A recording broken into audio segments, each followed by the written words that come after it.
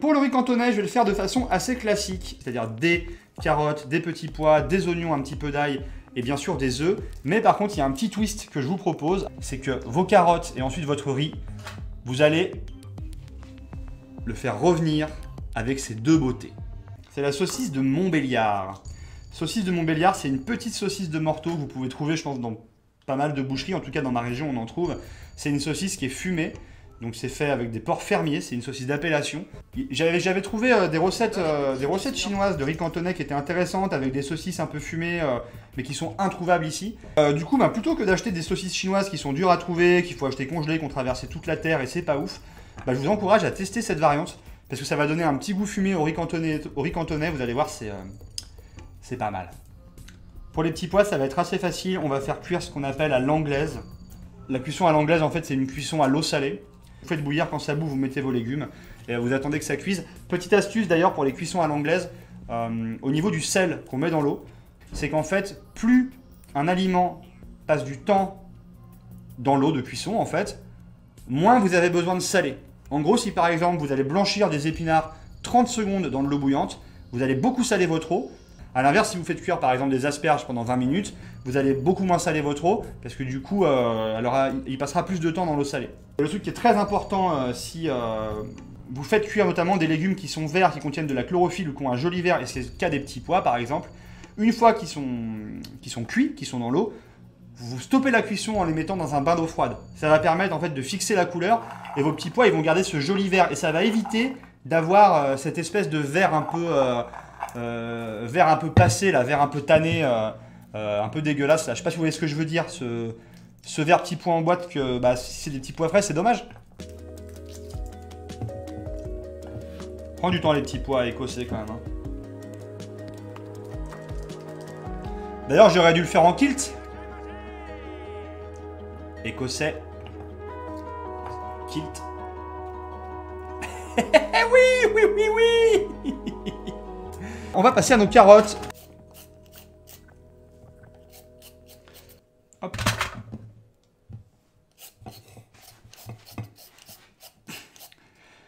Pour les carottes, pour le riz cantonais, on détaille en dés. Hein. La brunoise, en fait, c'est des petits dés de ce format-là. Et si vous faites des dés un peu plus style dés de jeu, un peu plus gros, c'est ce qu'on va appeler, la coupe mirepoix.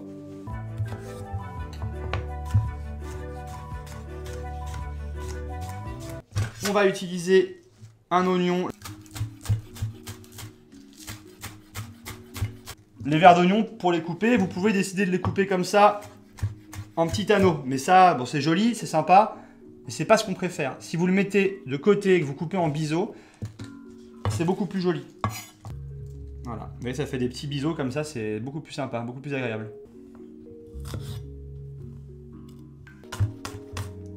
Bonjour Atomium. Salut, bienvenue à toi, bienvenue sur la chaîne en tout cas, Atomium. Pour l'ail frais, si vous avez l'occasion, c'est la saison, profitez-en. Allez sur votre marché, demandez à des maraîchers s'ils ont de l'ail frais, c'est incroyable, c'est beaucoup plus doux. Pour ceux par exemple qui craignent quand l'ail est trop fort, essayez ça, c'est vraiment très très chouette. Vous pouvez le manger cru, vous pouvez le manger dans des salades, vous pouvez le mettre dans des omelettes, vous pouvez le mettre dans des plats à base de viande, de poisson, de légumes, c'est le truc, ça va vraiment partout quoi. C'est sous-coté l'ail frais. Hop.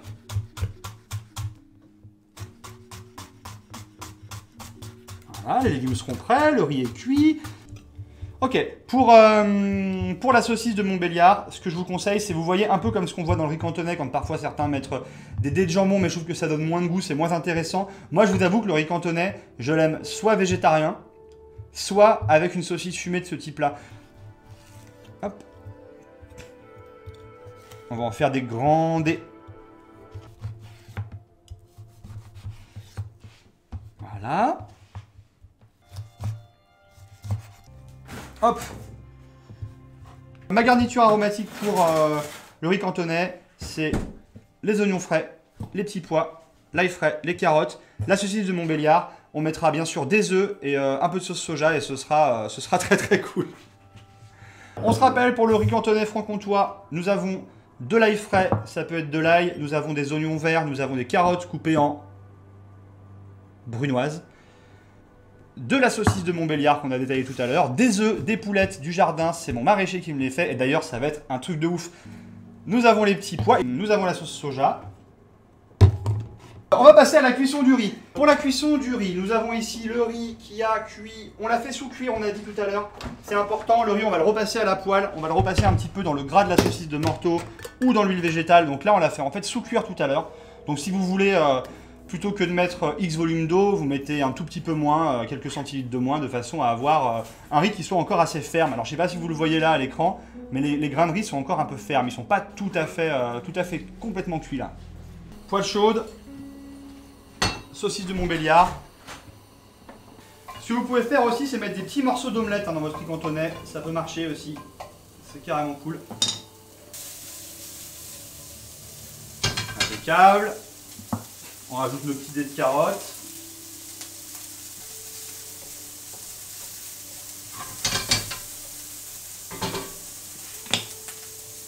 On va des belles petites colorations. Je rappelle, pour la cuisson des petits pois, on fait ce qu'on appelle une cuisson à l'anglaise, c'est-à-dire une cuisson à l'eau salée. On va rajouter notre riz, qu'on va faire sauter directement dedans, donc le riz qui a été sous-cuit. On va bien mélanger notre riz pour commencer à l'incorporer avec les petits légumes, et c'est là où on va mettre nos œufs un par un. Vous pouvez faire une petite omelette à côté que vous coupez en petits dés pour faire des dés d'œufs à l'intérieur de votre riz cantonais. Moi je trouve que là, niveau protéines, il y a de la saucisse, il y a des œufs qu'on va rajouter dedans. Ça va quoi, ça suffit là, faut quand même pas pousser mémé dans la glycine quoi. Impeccable. Allez, on va rajouter les œufs un par... Attendez, il y a l'eau qui bout là pour les petits pois. On va les mettre, on va se mettre un timer de 10 minutes. C'est parti. Et on va préparer notre bac d'eau froide. Les œufs c'est parti, un par un. On casse, on évite de mettre des coquilles à l'intérieur.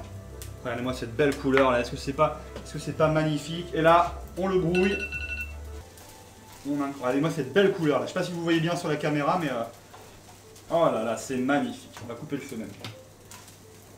On y va mollo, surtout, on ne mélange pas comme un bourrin, on soulève le riz et on le retourne. Ça permet de ne pas casser les grains, ça permet de garder la jolie forme. Oh les odeurs là. Voilà.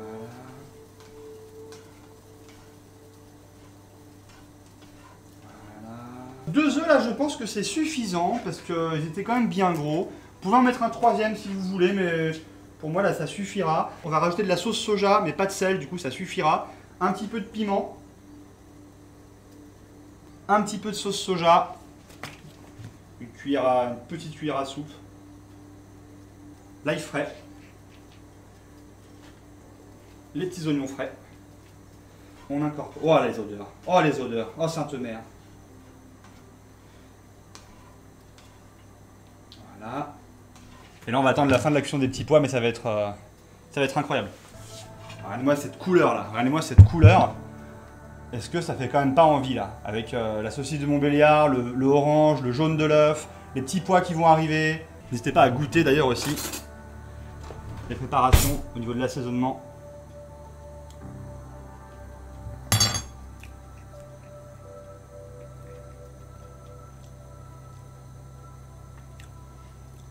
C'est très bon. C'est vraiment très très bon. Franchement, c'est super bon. Je vous ai dit, la cuisson à l'eau, on regarde. On teste, on goûte hein, toujours. Encore 2-3 minutes. Ils sont encore un peu fermes. Et surtout, on met dans l'eau froide quand on termine la cuisson à l'anglaise, quand on termine la cuisson à l'eau. On met dans l'eau froide, sinon votre petit pois, il va pas stopper la cuisson, il va devenir verdâtre, il va devenir pas joli, il va devenir pas beau. Et ça, on veut pas. C'est comme quand on fait cuire des épinards, on fait blanchir des épinards. Si vous les faites blanchir, mettez-les dans l'eau glacée, sinon vous allez avoir des épinards qui vont être marrons et c'est pas bon. Attention, quand vous stoppez la cuisson comme ça à l'eau froide, si vous les laissez pendant trop longtemps dans l'eau froide, ils vont se dessaler. C'est pas ce qu'on veut non plus. Donc on veut juste arrêter la cuisson, vous mettez une trentaine de secondes, on attend et puis après c'est ok tire. Impec, impec, impec. On va rajouter les petits pois dans les cantonais. Oh là là. Si c'est pas beau ça. Oh si c'est pas beau. Oh si c'est pas beau. Regardez-moi tout ça. Regardez-moi les couleurs. Alors moi, pour le dressage, hein, je vous avoue que là, j'aime bien. On reçoit des copains ce soir à la maison parce que voilà, c'est un petit peu soirée, les copains arrivent. Les copains sont là, on va jouer au mahjong, on va manger du riz cantonais. On met pas les petits plats dans les grands. Un gros plat de riz cantonais sur la table et ça sera, ce sera agréable.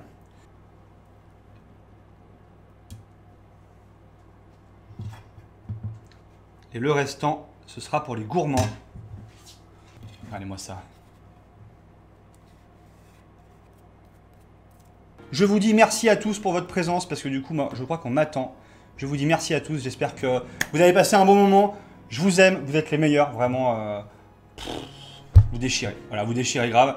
Donc je vous dis à bientôt. Bye bye. Ciao.